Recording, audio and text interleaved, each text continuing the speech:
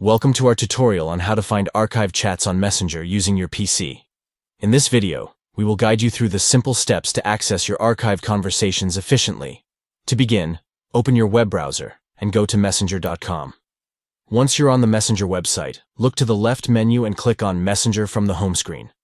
Next, in the top left corner near the Chats section, you will see 3 dots. Click on these 3 dots to reveal a drop-down menu with additional options. From the drop-down menu, select Archived Chats.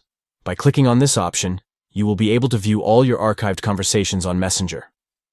Archiving chats is a useful feature that allows you to store away conversations that you may not need to access frequently but want to keep for future reference.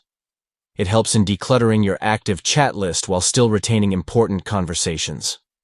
When you access your archived chats, you can easily review past messages, find specific information, or revisit conversations that you may have archived for safekeeping. Remember that archived chats are not deleted. They are simply moved to a separate section for better organization. If you wish to unarchive a chat, you can do so by following a similar process within the Archived Chats section. That's it for this tutorial.